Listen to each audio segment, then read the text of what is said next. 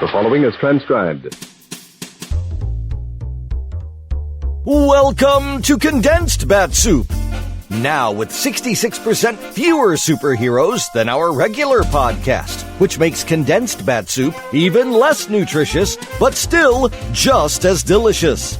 We're featuring episodes of the adventures of Superman without the caped crusaders. Tie on your capes for lots of fearful confessions, plenty of gut feelings, and talking like a punk galore. In this edition of Condensed Bat-Supe, the Unity House story continues with the next two chapters of the Hate Mongers organization. This is Chapter 11, A Trick of Fate, as originally broadcast on April 30th, 1946. Faster than a speeding bullet. More powerful than a locomotive. Able to leap tall buildings at a single bound. Look, up in the sky. It's a bird. It's a plane. It's Superman. Kellogg's Pep. P-E-P, Pep. Kellogg's Pep, the Sunshine Cereal, presents The Adventures of Superman.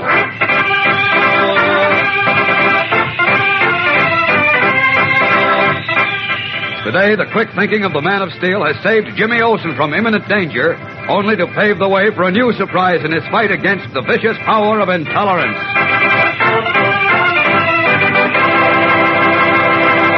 Hi there, gang. This is your pal Dan McCullough.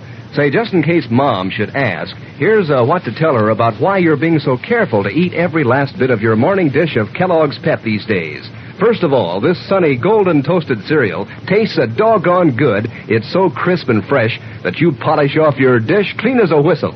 Then, Kellogg's Pep is good for you, too. Sure, every bowlful gives you more than twice as much of an energy vitamin, B1, as sun-ripened whole wheat, plus your whole daily minimum of sunshine vitamin D.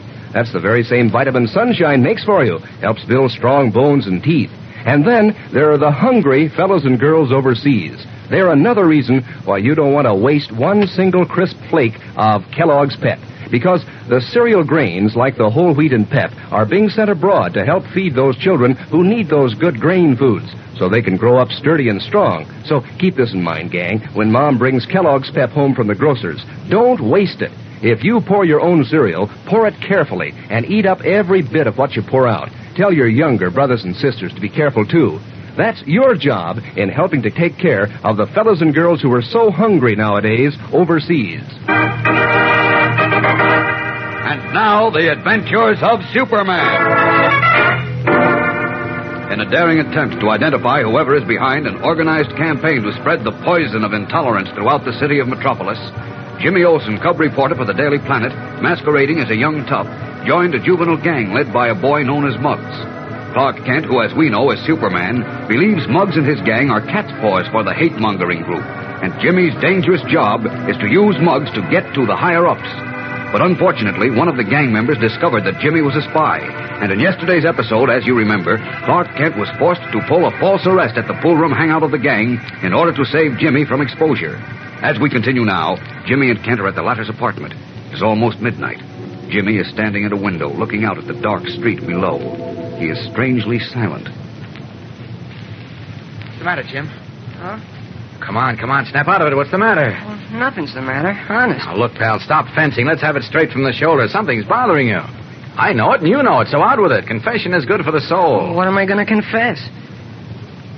That little session at the pool room tonight frightened you, didn't it, Jim?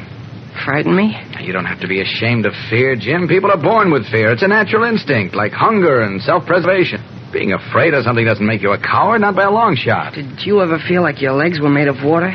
And you couldn't breathe because something was choking you in the throat and you got cold all over? Is that how you felt at the pool room? That's how I felt when I was in the back room with Muggs. And the door opened and I saw Dutch coming toward us. All I could think was in another few seconds he's going to tell Muggs I'm a spy. Then they're going to close the door. And I remembered what Danny O'Neill looked like in the hospital after they beat him up. You had a perfect right to be afraid, Jim. Well, you don't understand. I wasn't afraid of getting beaten up. That wasn't it. I wasn't even afraid of getting killed. I got cold all over because I knew the minute Dutch opened his mouth, the whole thing was going to bust up. Yeah. Like you said, the rats would run for cover, and we'd never catch him. That's why I was afraid. Well, it's all over now, Jim. Dutch won't open his mouth until we're ready to let him open it. You're still in the clear. I don't know. I don't know if I am, and I get worried when I think they might get wise. Well, how can they now?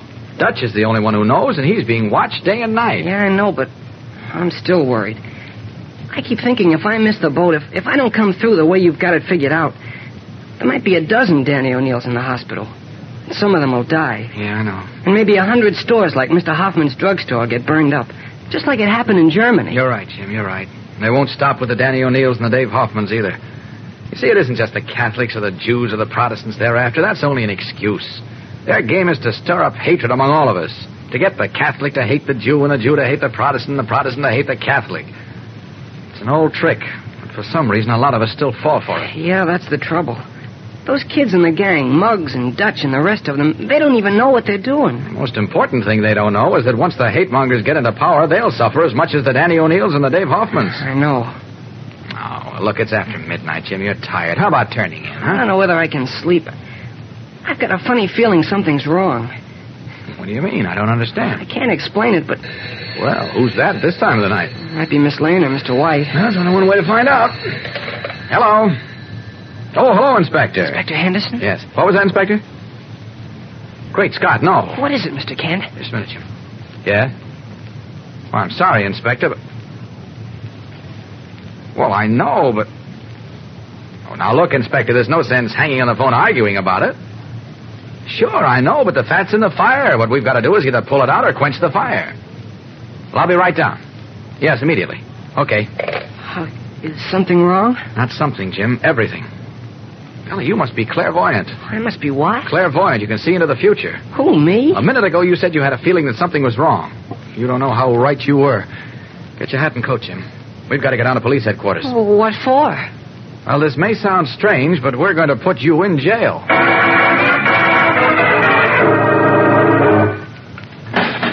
Make sure that cell door's locked, Charlie. There's a dangerous criminal behind those bars. Oh, cut it out, Mr. Kent. This isn't funny. No, you're right, Jim. It isn't. Will that be all, Mr. Kent? Yes, that's all, Charlie. Thanks. Oh, wait a minute. Yes. Would you tell the inspector we'll be ready in, 5 minutes? Okay.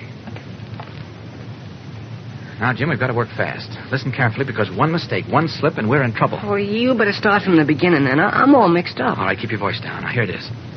There's a lawyer waiting in Inspector Henderson's office now. He won't reveal who's retaining him, but he came to headquarters to inquire about your arrest. You know, that phony arrest Sergeant Malloy and I pulled at the pool room? Yeah? That's why I arrested you down here, and that's why you're locked in a cell. Why? Because putting two and two together, this is what I get. When you were arrested and taken out of the pool room, Muggs immediately reported to his bosses, the higher-ups we're after. They evidently contacted this lawyer and sent him down here to find out why you were being held. The chances are he was told to get you out before the police could make you talk. Oh, now I see. Fortunately, Henderson didn't tell him you weren't under arrest. He just kept mum and called me. Oh, he could have told him I was released. Yes, but it's smarter than that. Much smarter. How? We're going to let the lawyer talk to you and then get you out. Once you're out, he may take you directly to the people we're after. The hate mongers behind Muggs and his gang. Oh, golly, you think so? It's a long chance, Jim, but it's worth taking. What you'll have to do is play tough and suspicious. Make him think you don't trust anyone. Oh, is he coming down here? Uh-huh. Henderson's going to let him talk to you. In fact, he can't help himself. Under the law, a prisoner has a right to see his lawyer. Well, do you have to call me a prisoner? Oh, it's just part of the act, Jim. Oh. Now, look, have you got everything straight? I think so. I'm to play tough and suspicious. That's right. He'll ask you why you were arrested. Your answer is you don't know. Uh-huh. Now, he may ask a whole lot of other questions, but just be cagey. Yeah. Act as though you suspect he's a detective trying to trap you. Okay. Golly, I hope I can do it. Sure you can. Well, I better go now. He'll be down any minute. So long, Jim. And good luck. Thanks, Mr. Kent. I got a feeling I'm going to need all the luck I can find. We'll be back in a moment for the exciting climax of today's episode. You know, gang, old man's son is responsible for a lot of mighty fine things. Fact is, we just couldn't get along without him. But one of the best things he does for you is to make that wonderful vitamin D that helps build strong bones and sturdy teeth. And did you know, gang, that you get that very same vitamin D effect in Kellogg's Pep? Actually, your whole daily minimum need of vitamin D. Also, an energy vitamin B1, more than twice as much as in sun-ripened whole wheat. And Pep is so doggone crisp and golden and good tasting that, well, you feel like cleaning up every last spoonful in your bowl. And fellas and girls, that's just exactly what you should do these days, because Pep is made from whole wheat, one of the great cereal grains that's been picked out to feed millions of hungry fellas and girls overseas. Now, these children can't grow up big and strong if they don't have enough to eat, and they can't have enough to eat unless we help them. So here's something mighty important that you can do. When Mom brings Kellogg's Pep home from the grocer's, make it your job to see that it's not wasted. If you pour your own cereal, pour it carefully and eat up every bit you pour out. Tell the family to be careful, too. Just make sure that you don't waste cereal, and you'll be helping to make sure that some fellow or girl just like you won't go hungry overseas. Locked in a detention cell at police headquarters after his phony arrest at the pool room used by Muggs and his gang as a hideout, Jimmy awaits the arrival of a lawyer evidently engaged by the mysterious hate mongers responsible for the organized campaign of racial and religious intolerance in the city of Metropolis. As we rejoin Jim now, a uniformed guard is leading a short, thin man along the corridor toward the cell. They stop in front of it. The guard unlocks the heavy steel door. 10 minutes, Mr. Green. Thank you.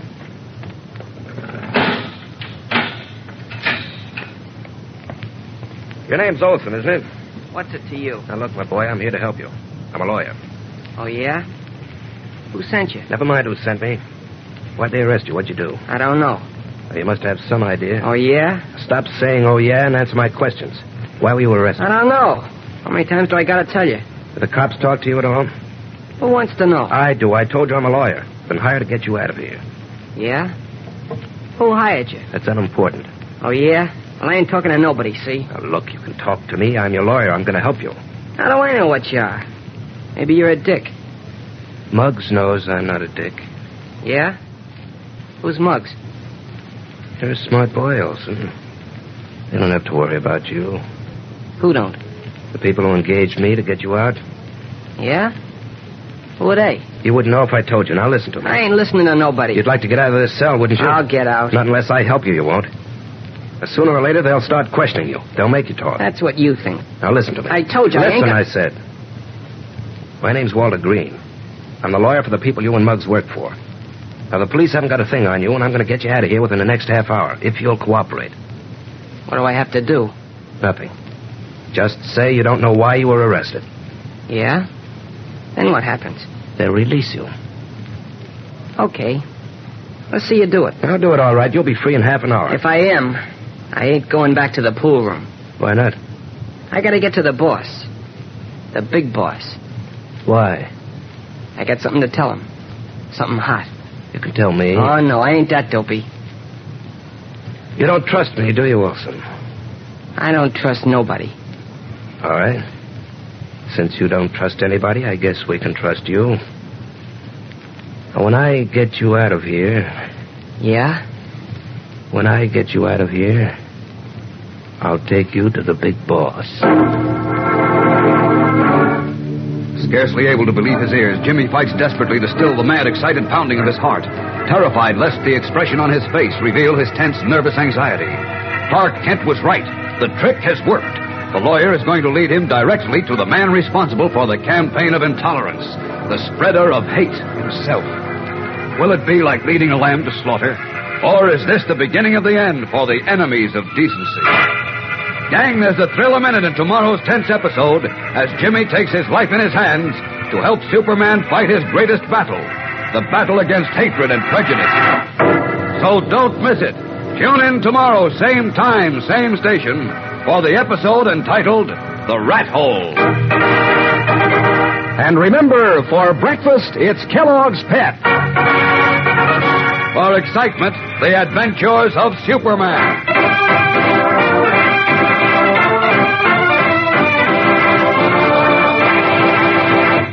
Say, gang, if you've ever had a race with your dog, you know how much he enjoys running and jumping. Now, dogs are like people. To keep their muscles strong, they have to eat right. So if you want to help your dog to stay in the groove, to have strong bones and teeth and muscles, just mix Kellogg's Grope-Up dog food in with the scraps of meat and fat you give him. There are 3 kinds of Grope-Up, all with a grand, meaty flavor. There's Grope-Up Ribbon, Grope-Up Meal, and Grope-Up Pellets. Ask your mother to feed your dog Kellogg's Grope-Up regularly. And be sure to be with us tomorrow for the thrilling adventures of Superman. This is the Mutual Broadcasting System. And now, faster than a speeding bullet, Condensed Bat-Supe proudly presents Chapter 12 of the Hate Mongers storyline. The episode titled The Rat Hole, which was originally broadcast on May 1st, 1946. Faster than a speeding bullet. More powerful than a locomotive. Able to leap tall buildings at a single bound. Look, up in the sky. It's a bird. It's a plane. It's Superman. Kellogg's Pep. P-E-P, Pep. Kellogg's Pep, the Sunshine Cereal, presents The Adventures of Superman.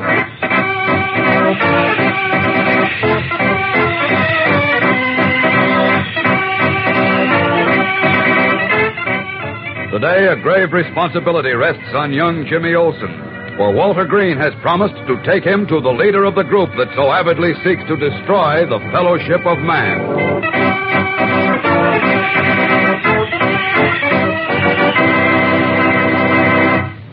Say, gang, do you know why Mother likes you to play outdoors when the sun is shining? Why, because the sun makes good old vitamin D for you that helps build strong bones and teeth. And do you know why Mom likes you to clean up every bit of your breakfast bowl full of Kellogg's Pep?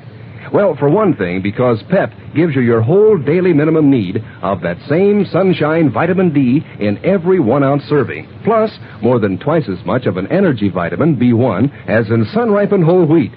Kellogg's Pep is a doggone sunny, nutritious cereal. Doggone good tasting, too. And, gang, here's something else that Mom's thinking about when she serves up Kellogg's Pep. Nowadays, it's more important than ever that you eat every last bite, because whole wheat is one of the good golden grains that's been picked out to help feed hungry fellows and girls all over the world. These children can't grow up sturdy and strong if we don't help them. So think of that when it's Pep time at your house. Don't waste it. If you pour your own cereal, pour it carefully and eat all that you pour out. Tell the rest of your family to be careful, too. That's one way you can help those hungry children overseas. And now, The Adventures of Superman. When Jimmy Olsen, masquerading as a young tough, found himself in a position where he was about to be exposed as a spy and suffer violence at the hands of Muggs and his gang of juvenile hoodlums, there seemed to be no escape. But Clark Kent, accompanied by a police sergeant, arrived at the pool room hangout of the gang just in time, and going through the motions of a phony arrest, rushed Jimmy out of danger. Now, a strange situation has developed. Muggs has informed the mysterious head of the hate-mongering organization behind his gang that Jimmy was arrested, and a lawyer named Walter Green has been sent to police headquarters to get Jimmy out of jail. Actually, of course, Jimmy is not under arrest, but again, guided by Clark Kent, he is putting on an act in an effort to learn the identity of the breeders of hate. As we continue now, Green, the lawyer, has left Jimmy and has gone to Inspector Henderson's office to demand his release. For a long moment, the prison corridor is silent and empty. Then soft footsteps fade in, and the figure of Clark Kent looms up out of the half-darkness at the bars of the cell. Jim? That you, Mr. Kent? Yes. How did you make out? Gosh, I don't know. I can't believe it yet. Can't believe what? He said he's going to take me to the big boss. What? That's wonderful. Well, there must be a catch to it. I don't trust him. Why did he offer to do it? Well, I don't know. Hold it. Someone's coming. Okay, it's Charlie making the rounds. He went down the other corridor. Now, why did he offer to do it, Jim? I don't know. Except I was acting awful tough and making out like I was suspicious of him, the way you told me. Uh-huh. And all of a sudden, he said I was a smart kid, and he was going to take me up to meet the big boss. But I think there's a catch in it. Maybe not. Where is he now, with Henderson? Yeah, I guess so. He said he'd get me out if he had to swear a writ of something or other. Habeas corpus. What's that, Mr. Kent? It sounds like Latin. It is. A writ of habeas corpus is permission granted by the court for someone to have or possess a human being who is being unlawfully held by the police. Boy, someone sure figured things out. Yes, Jim, someone sure did. That's why we're all so jealous of American democracy, because it guards its citizens against abuses. You know what happened in Germany under Hitler? A man could rot in jail before anyone could get near him. Oh, you mean what happened in Germany couldn't happen here? Unless we're mighty careful, it could. Hitler may be dead, but his mad, twisted ideas didn't die with him. There are still a lot of people who want power, like the man we're after. And they know the best way to get it is to start trouble among different races and religions. That's what we've got to fight, Jim, and there isn't much time. Yeah, Green will be down again any minute. All right, now look, Jim, your hunch may be right. There could be a catch to this. But either way, you can't back out now. You'll have to follow through. Okay. Now, all I can tell you is be careful. Watch your step. Don't take any chances. Mm-hmm. Too much at stake. If Green does lead you to the man behind the hate campaign, you'll be stepping into a rat hole. Just remember, Jim, rats have sharp teeth.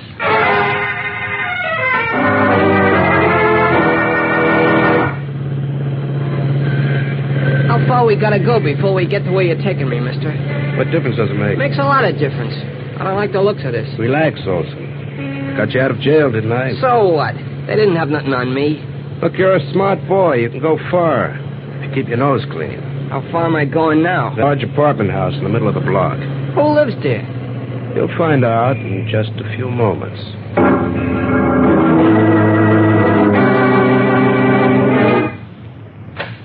You wait here in the foyer, Olsen. I'll be right back. First, I want to know whose joint this is. I told you you'll find out in a few moments. I'll wait there. I'll find out sooner than that, Mr. Green, if I can. This door doesn't look very thick. Maybe I can hear... the Olsen boy with me. Yes, I can. Why did you bring him here? Well, I thought maybe you wanted to see him. Why should I want to see the little gutter snipe? I'll remember that, you punk. A lot smarter than Muggs.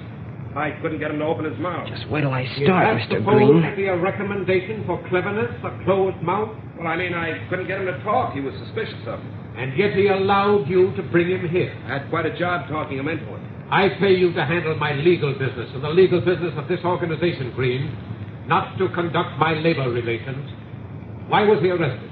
Well, he was being held for questioning about the automobile accident the other boy was involved in. Is that all? That's all as far as I could find out. First, they wouldn't let me see him. Kept me waiting almost a half hour. Finally, they realized they had nothing to hold him. Now, he's the kind of boy we need. Smart, fast, plenty of nerve. All right, bring him in. Take a deep breath, Olsen. This is it. Backing away from the door, Jimmy waits for it to open. His mouth suddenly gone dry and his heart pounding against his ribs. Yes, this is it. In a moment, the door will open, and he will be led into the rat hole. And as Clark Kent said, rats have sharp teeth. What will happen? We'll know in a moment when we return for the climax of today's exciting episode. So stand by.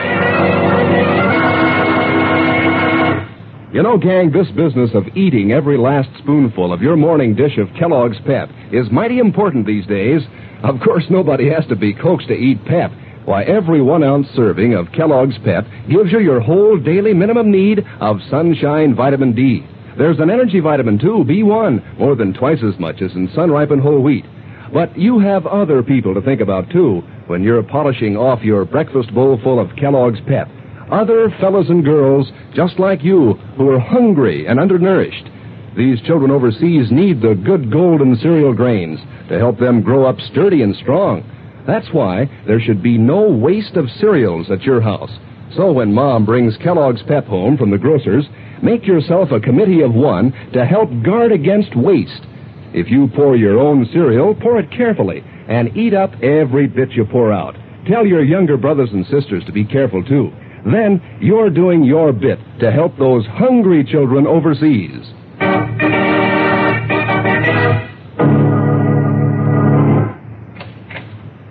Come in, Olsen. It's about time. You only waited a few minutes. Come in. Who's in there? Step inside and you'll find out. I don't see no one. You can hear me, can't you? Who said that? I did. Where are you? Behind the velvet curtain directly in front of you. Stay where you are. Don't move. You can't see me. In fact, you're very fortunate to be able to hear me. What's this all about, Green? Just listen to him. Olsen? What? How long have you been working for Muggs? I ain't talking. You can talk to me. It's perfectly safe. Oh, yeah? How do I know? What's your name? My name wouldn't mean anything to you. He's a tough man, Olsen. That's what you say. Why don't he come out from behind that curtain? Because my identity must remain secret. You know the type of work we're doing, don't you? What's that got to do with it? No one except a few close associates, such as Mr. Green, must know who is at the head of the Guardians of America. The what? The Guardians of America. That's the name of our organization. We have banded together to guard this country against the foreigners in our midst. For those of us who have pure blood. You know what happened to the drugstore belonging to the Jew, Hoffman? Yeah, I know. The same thing will happen to all the members of the committee attempting to raise money to build an interfaith community house. We don't want the Catholics and the Jews to get along with one another. We don't want Protestants to mingle with Catholics. If that happens, we'll never gain any power. People who are friendly and stick together are hard to control. We want them hating one another. That's why we spread stories around. We tell the Christians that the Jews are trying to take over the country. And we tell the Jews the Christians want to kill every one of them. But that's not... Of course it's not true. But as Hitler said, if you tell a lie over and over again, people will begin to believe it. So what good did it do him? He got knocked off. Hitler was a great man, Olsen. He made only one mistake. He moved too fast. We're not making that mistake. We're going slowly. And you can go along with us if you wish. Yeah? How? Well, Mr. Green here seems to think that you're a very smart boy. I'm going to give you a chance to prove it. I'm going to give you a job to do. What kind of a job? A very important job. A man named Klein owns an art gallery here in Metropolis. There are some very valuable paintings in the gallery, paintings worth thousands of dollars. Now, Mr. Klein has contributed a large sum of money to that Unity House building fund, despite our warning. Are you following me? Yeah, go ahead. Well, I want you to buy yourself a new suit of clothes, get your hair cut, and pay a visit to Mr. Klein's art gallery. You can be a high school boy who has to write a composition on famous paintings, and you're looking some of them over. You'll take a sharp razor blade with you, and while you're looking at the paintings, you'll slash some of them. Oh, yeah? And what if I get caught? Well, if you're as smart as he thinks you are, you won't get caught. And I'll pay you $50 for each painting you cut. $50 for each one? Yes. Okay. When do I do it? Tomorrow afternoon. I'll give you the address for the art gallery before you leave. And I'll also give you the names of the paintings I want destroyed. Swell. And one more thing. Yeah? If you handle this job properly, you can take Muggs's place as leader of the gang.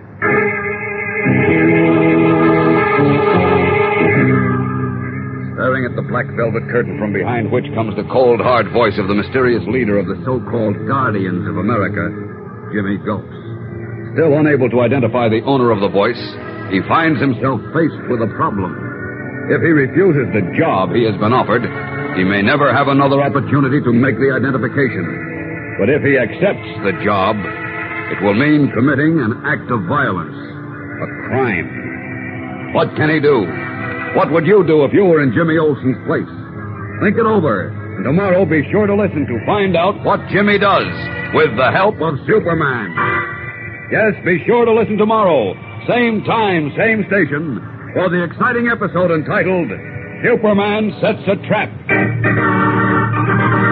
And remember, for breakfast, it's Kellogg's Pep. For excitement, the adventures of Superman.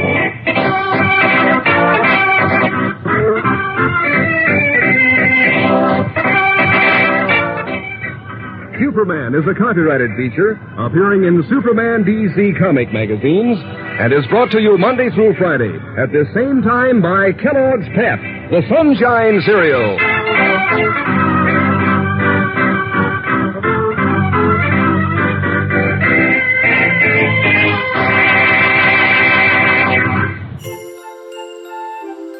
And now, it's time for a Condensed Bat-Supe Extra Helping, because not all heroes can fly around the world without help. This Extra Helping features a story that begins on Thanksgiving Day. A rather condensed, or should I say, telling of Miracle on 34th Street, as presented on the Screen Directors Playhouse on December 23rd, 1949. From Hollywood, the Screen Directors Playhouse.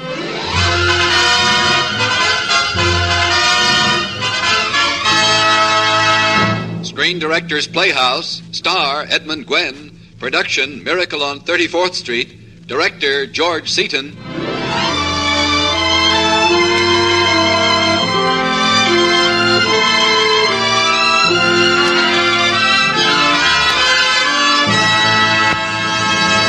The Hollywood Screen Directors present a Christmas party. For the 500 special girls and boys gathered here in NBC's Hollywood studios, and for children of all ages everywhere, we present the motion picture Christmas story, Miracle on 34th Street, starring Edmund Gwenn in his original Academy Award-winning role of Kris Kringle.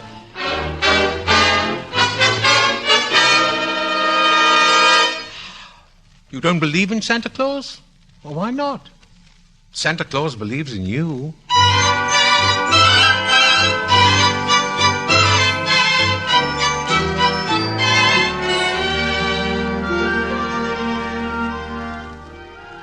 The jaunty, portly little man with the white whiskers swung his cane as he walked in the brisk November morning.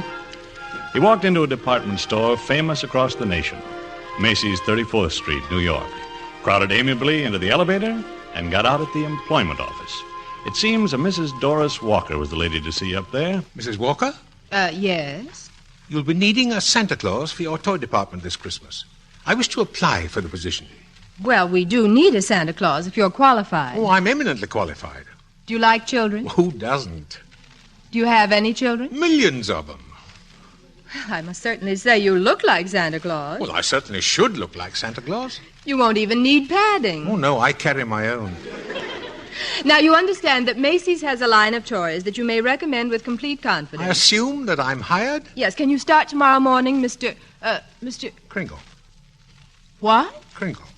I'm Kris Kringle.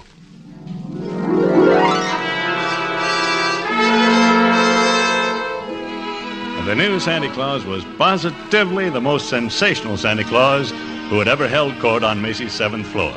He was the real article, all right. He had that deep down, genuine, crisp, Kris Kringle crinkle in his eyes. And if he told you anything, you could depend on it. Electric trains? Why, yes, Peter. Yes, madam, right over that way. Realistic models of the Chief and Super Chief. Now, what about you, little girl? Huh?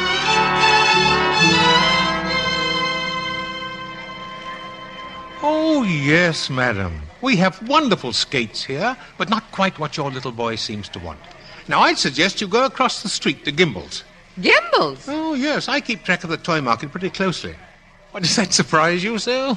Macy's sending me to another store? Well, the only important thing is to make the children happy, isn't it? Huh? And whether Macy's or somebody else sells the toy doesn't make any difference. Well, it's wonderful. I don't get it. I don't get it at all. Well, you can get it at the Acme Toy Company. Only $8.50, plus tax. And so it went. And so the customers went. To other stores if Macy's didn't have it. The grown-ups began to believe in Santa Claus as much as the children. All except one small child named Susan Walker, who finally came to Kris Kringle, a skeptical look on her small face and a prodding young man at her back. Well, young lady, and what would you like for Christmas? Go ahead, Susan. Tell Santa what you'd like. What's your name, little girl? Susan Walker, and I don't believe in Santa Claus. Oh. My mother happens to be Mrs. Walker, the lady who hired you. Well, your daddy here believes I'm Santa Claus, I'll bet. He's not my daddy. My father and mother are divorced. This is Mr. Gailey, who lives in the apartment next to ours. I see. He's a lawyer at law. Attorney at law, Susan. He pretends he brought me to see you, but he really came to visit Mother. Oh. Oh, brother. I must say you're the best-looking Santa Claus Mother ever hired. Oh, thank you. Your whiskers aren't loose at the sides. Well, that's because they're real. Just like I'm really Santa Claus. Oh, now stop. Now go ahead. Come on, pull them. Pull them? Go ahead. All right. Oh! Well, they're on pretty tight, all right. Now what would you like me to bring you for Christmas? Susan. There's Mother now. I'm dead. Susan, Mr. Gailey, I told you not to bring Susan down here. But your maid is out sick, and Susan was alone at home. Mr. Gailey, I am bringing Susan up to face reality. Well, in reality, he came to see you, Mrs. Walker. Oh, really? Mr. Gailey, will you step this way, please? Yes, ma'am. What's your name? Kris Kringle. That's your trade name. I mean your real name. Santa Claus. We can talk here, Fred. Now, Doris... I keep telling Susan that Santa Claus is a myth, and you bring her down here to see thousands of children like herself worshiping a very convincing old man with real whiskers. What's she to think? What's she to believe? Whatever makes her happy. Well, I don't want my child growing up to consider life a fairy tale instead of reality. They keep waiting for a Prince Charming to come along, and when he does, he turns out to be someone they... Someone they'll have to divorce? We were talking about Susan. Oh. In fact, I'm going to have to talk to that Santa Claus about Susan before he goes to lunch.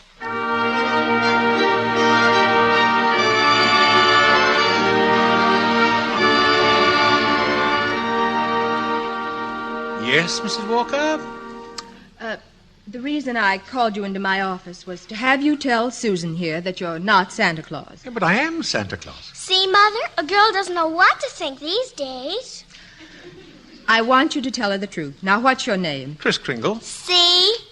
I mean your real name. Well, that is my real name. Now, see here, Excuse me a moment. Yes, Mrs. Walker. Miss Thomas, will you get out an employment card filled out by a Mr. Kris Kringle, if there is one? I'll wait. I'll bet you're in the first grade, Susan. Second. Second? I'm very advanced. Oh. Here it is, Mrs. Walker. Mr. Kris Kringle. No. Yeah, Kris Kringle. Residence, Brooks Memorial Home for the Aged. Age as old as my tongue and a little older than my teeth. Oh, no. Do you know what I think? Yes, the same thing I think. I think he's nuts.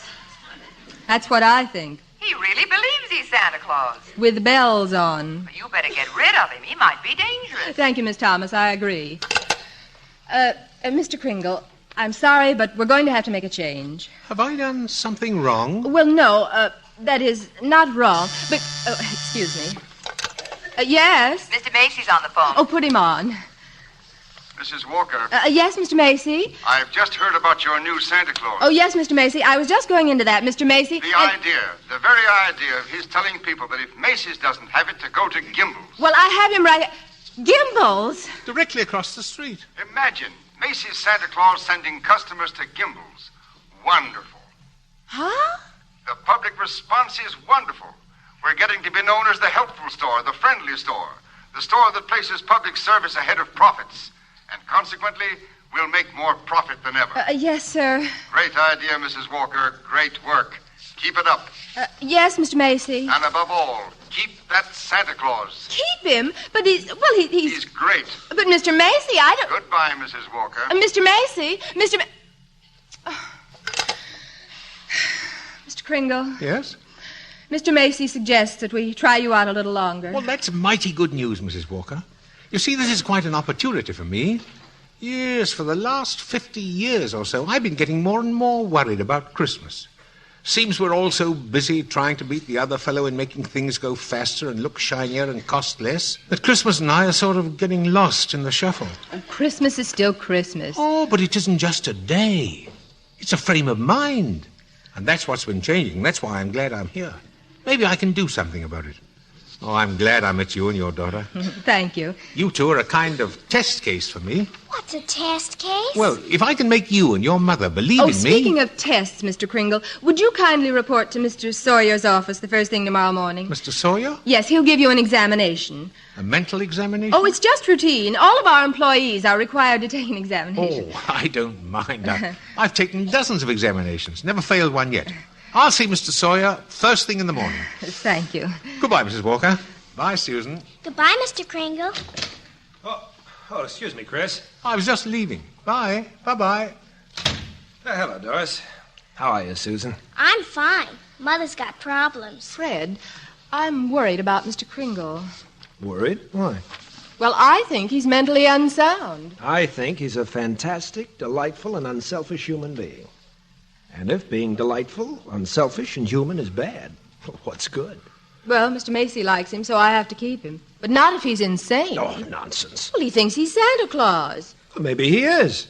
Well, suppose he gets worse. Suppose he gets violent. Chris? Nevertheless, I'm having Mr. Sawyer question him tomorrow. Only, how can I be sure that Kringle will even show up tomorrow? It's easy. I'll take him home with me tonight and bring him to work in the morning. Oh, would you? All you have to do is to marry me. Fred. When I can afford it. Do it, Mother. Susan. Well, then at least have me in to dinner tonight. With Mr. Kris Kringle, my house guest of honor.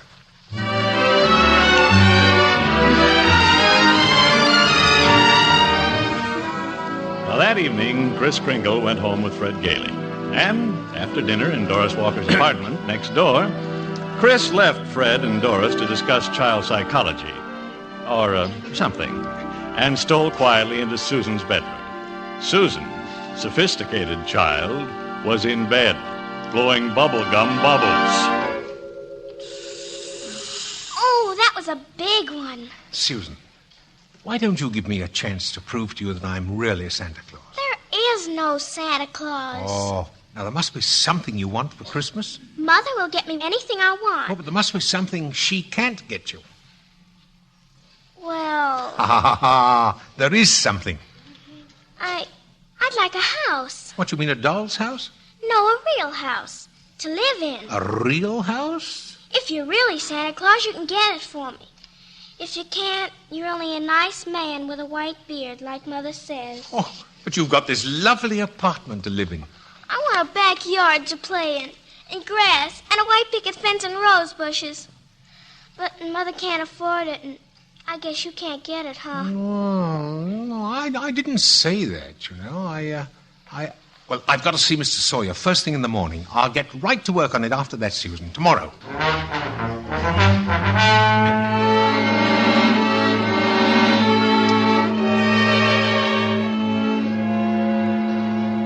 Now, tell me, Kringle, how many days in the week? 7. Who was the first president of the United States? George Washington. How much is 3 times 5? Well, you asked me that before. I'm conducting this examination. How much is 3 times 5? Well, same as it was before, 15. You're rather nervous, Mr. Sawyer, aren't you? Do you get enough sleep? Never mind. How many fingers am I holding up? 3? Oh, you bite your nails, too.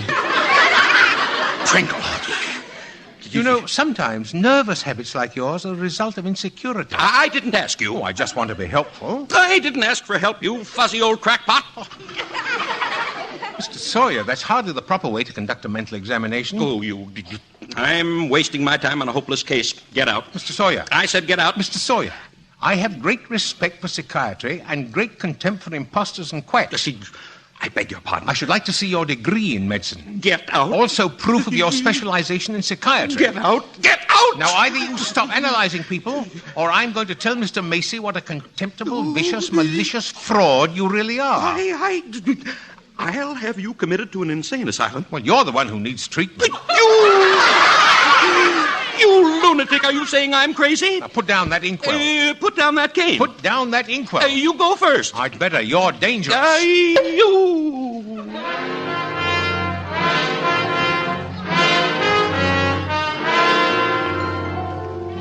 When he recovered, Mr. Sawyer jingled Bellevue.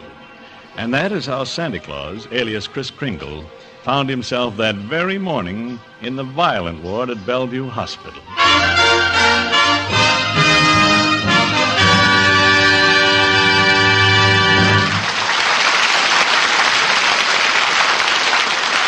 You are listening to the Screen Directors Playhouse presentation of Miracle on 34th Street, starring Edmund Gwenn in his original Academy Award-winning role of Kris Kringle.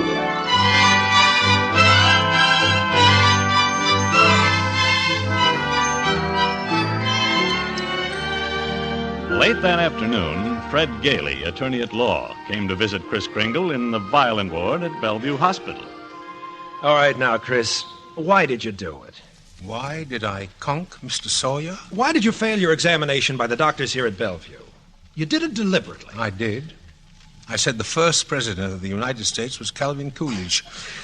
But why? Well, Fred, the last few days, I had a feeling people were warming up towards each other.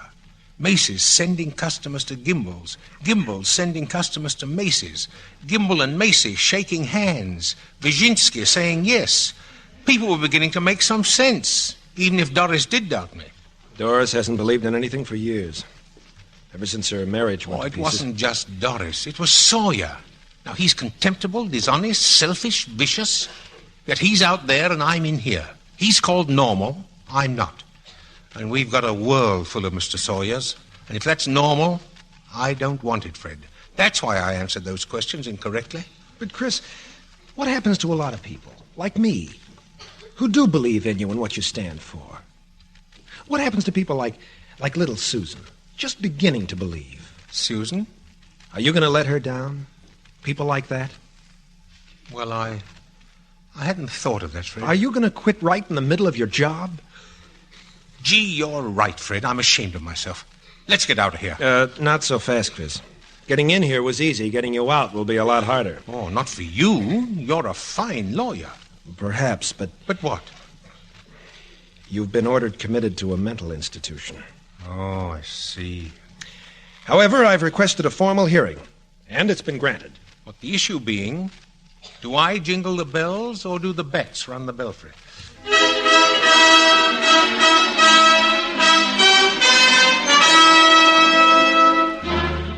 Doctors doubt sanity of Santa who launched goodwill campaign. Miss Kringle crazy? Court case coming. Calamity, cry kiddies.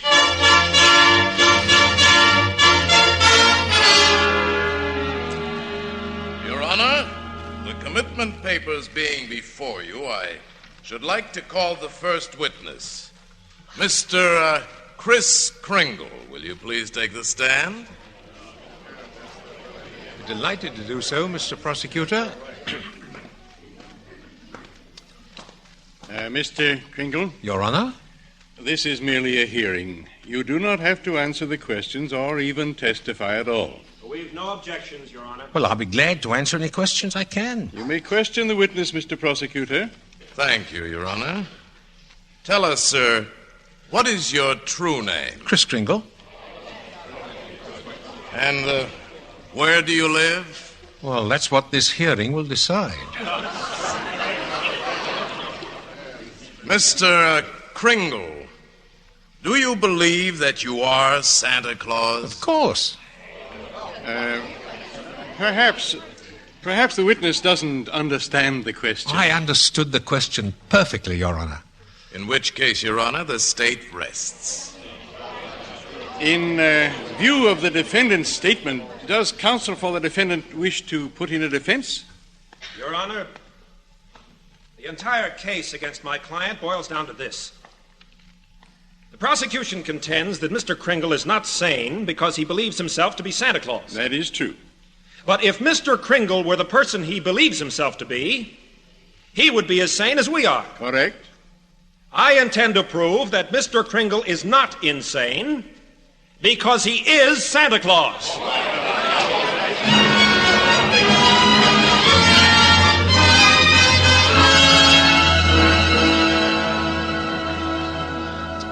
Fred, let's be sensible. You can't possibly prove that poor old man is Santa Claus. Why can't I? And he's not a poor old man. Logic, Fred, not faith and hope wins out in court. That's just common sense. And I guess in these last few years you've developed too much common sense. Well, one of us has to have it, Fred. And both of us have to have faith, Doris. Or we're wrong for each other.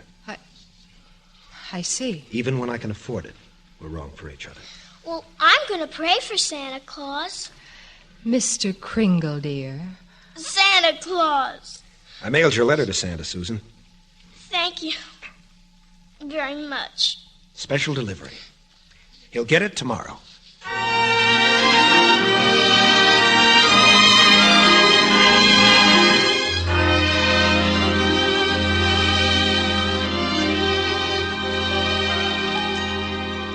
And now, Mr. Macy, I will turn the questioning over to a person you know.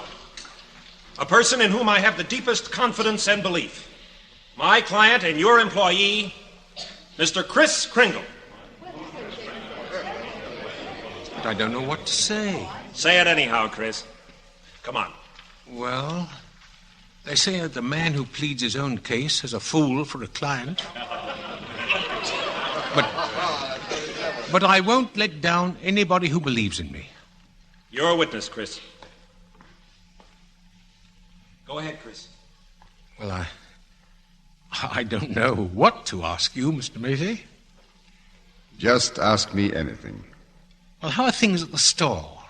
Pretty good, Chris. Sorry I can't be with you. So are we. Your substitute Santa doing all right? Oh, he's just another Santa Claus. Oh, no, Mr. Macy, you mustn't say that.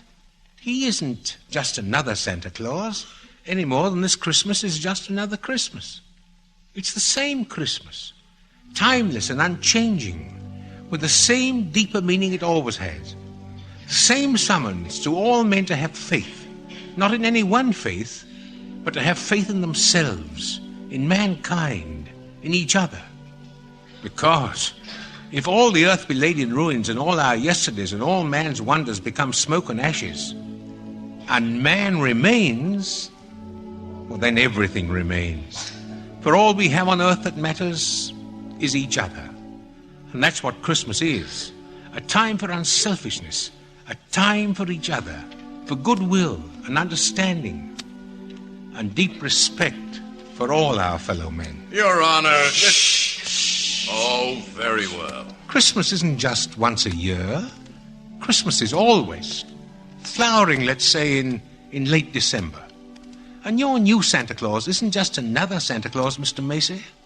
To the purest minds and the most immaculate souls among us, I mean the little children, he is Santa Claus. Because they believe he is.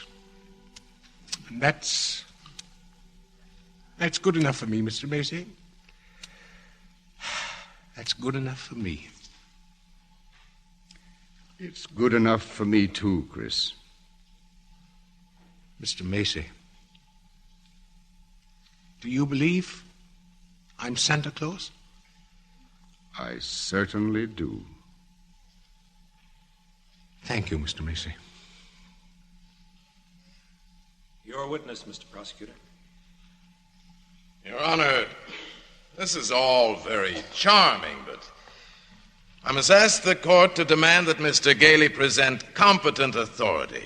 Competent authority, I say, for the contention that his client is Santa Claus. Have you such authority, Mr. Gailey?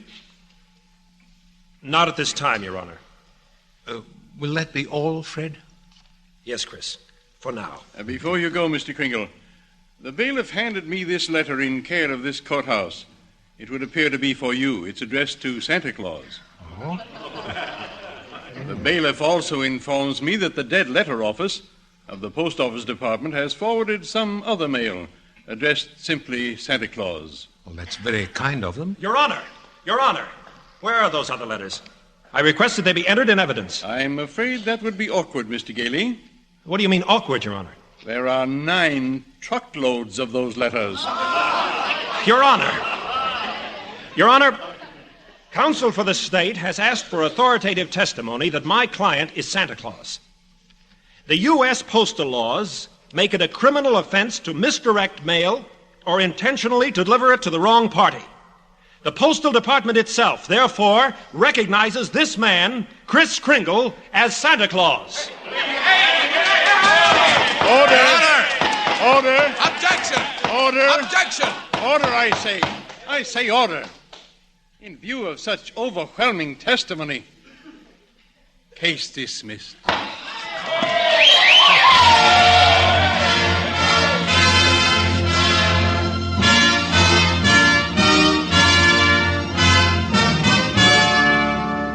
It was clear and cold when Fred and Kris Kringle got out on the courthouse steps.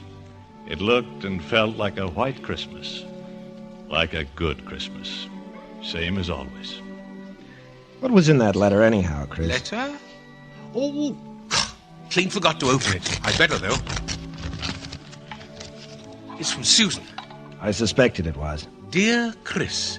Dear Chris, I don't care what anybody says, even the judge. I believe in you, even if I don't get the house. I know everything will turn out right. I hope you're not sad. Signed, Susan. P.S. P.S. I believe in you, too, and in your legal counsel. Signed. Doris. You know, Chris, It was Susan's belief and faith that made her write you that letter. It was her letter that gave the post office the idea of forwarding all those dead letters to you. Of course. A little child shall lead them. She's a sweet little girl. I wish... You know, Fred, there's a little Cape Cod cottage for sale out near the old people's home. Be just right for 3 people. I can't afford anything right now. Well, looking at that house a few days ago, I said to myself, Chris, one good case to bring him fame, and Fred Gailey could buy that little cottage and make a little girl extremely happy. Chris. And then Susan would know I'm Santa Claus. Chris Kringle, did you hit Mr. Sawyer on the head to bring all this into court? I don't know what you're talking about. Chris, answer me straight. Who are you? Me? I'm Chris Kringle.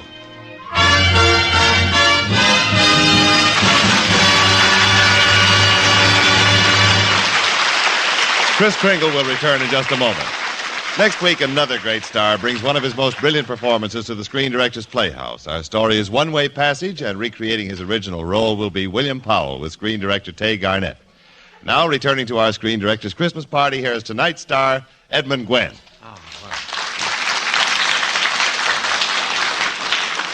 Thank you. Thank you very much. I think the 500 children in our Christmas party audience tonight are much more expert at this business of make-believe than we grown-ups. So many of us lose the magnificent gift of imagination. But when it does continue beyond childhood, we call it talent. Now, I would like you to meet the man to whom I owe so much. Writer-director of Miracle on 34th Street and of such other films as Apartment for Peggy and the soon-to-be-released 2 Corridors East. My author-director, George Seaton. Thanks, Edmund. You know, watching these youngsters enjoy your performance tonight, I realized more than ever how an idea can grow into something real. Well, you mean your idea for the miracle story, George? No. That wasn't mine. The original story and the novel were written by Valentine Davies. But I had the pleasure of following it through as a screenplay, a motion picture, and tonight as a radio play. And if the story managed to bring a little more Christmas into the lives of these wonderful kids, then Miracle on 34th Street has worked a small miracle of its own. Well, then tonight, George, as the creator of the picture, you are really playing the part of Chris Kringle. Oh, no. I'm still the director. And, Edmund, you are still Chris Kringle. And it's time you went to work. There are a lot of presents here on the stage and a lot of deserving youngsters to receive them. Mr. Director, I never had a happier assignment. A very Merry Christmas. And a Merry Christmas to you. Thank you, George. Thank you. And a Merry Christmas to you, Edmund Gwenn and George Seaton. Our thanks to R.H. Macy Department Stores for their gift of 500 Christmas stockings for our little guests, the publishing firm of Simon & Schuster for its gift of 500 children's books, and at the Country Store of Beverly Hills Candies for its presentations to the children. Remember next week, One Way Passage with William Powell and Tay Garnett on Screen Directors Playhouse. Miracle on 34th Street was presented through the courtesy of 20th Century Fox, currently releasing the Darrell F. Zanuck production 12 O'Clock High, starring Gregory Peck, and Prince of Foxes, starring Tyrone Power. Edmund Gwenn appeared by arrangement with Metro-Goldwyn-Mayer, producers of the Technicolor musical On the Town, starring Gene Kelly, Frank Sinatra, and Betty Garrett. This is Jimmy Wallington speaking and inviting you to listen again next week when we present... Star William Powell, production One Way Passage, director Tay Garnett.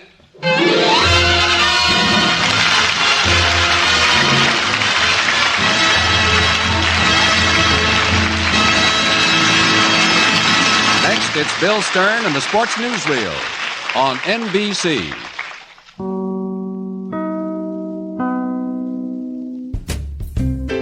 That wraps up another edition of Condensed Bat-Supe, featuring 2 more parts of the Hate Mongers organization from The Adventures of Superman. Thanks for listening. Be sure to tell your friends to subscribe to Bat-Supe on their favorite podcatcher. We can also be found on YouTube and Facebook.